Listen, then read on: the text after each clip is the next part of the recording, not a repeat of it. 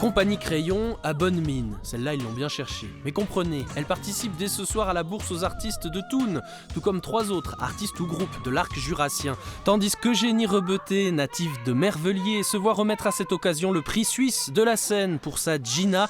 Eux tenteront durant tout le week-end de vendre leur spectacle à qui veut bien le produire. On imaginait qu'on allait pouvoir tourner dans des petits théâtres comme ça, et puis peut-être qu'on irait à la bourse dans quelques années. Et puis finalement, cette année, il y a tout. Il y a eu la création et puis quelques représentations. Maintenant, il y a la bourse. Cet été, il y a Avignon. Donc pour être en plein, c'est bien.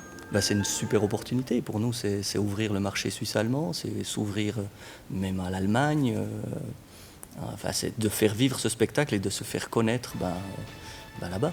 Ce couple de comédiens jurassiens peut rêver conquérir les scènes internationales, lui qui présente Tic Tac, un spectacle sans parole, mis en scène par Karim Slama. Ce défi est aussi relevé par le groupe neuchâtelois des petits chanteurs à la gueule de bois, même si leur spécialité à eux, c'est plutôt la chanson française festive. Je suis chanteur de salle de bain, un crooner du petit matin. Alors là, on n'a pas vraiment le choix, on va pas faire notre spectacle en suisse allemand et c'est vraiment basé sur les textes qu'on fait. Donc nous, on sera des Welsh là-bas et puis on verra si les Suisses allemands apprécient ou pas. Mais je sais qu'il y a des gens qui sont friands de chansons françaises en Suisse allemande, puis en Allemagne en tout cas, ça je le sais. Donc on verra si on arrive à retenir leur attention. À Thun, chaque artiste dispose d'un stand et de 20 minutes de scène pour convaincre, et là chacun sa méthode.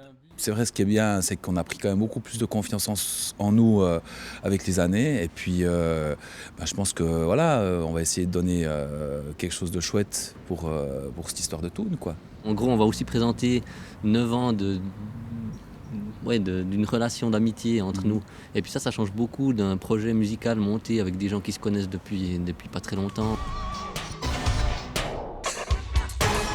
On essaye d'être vraiment juste bien calibré parce qu'on sait qu'on a exactement 20 minutes puis pas 5 secondes de plus. Donc au bout de 20 minutes, il y a tout qui s'éteint.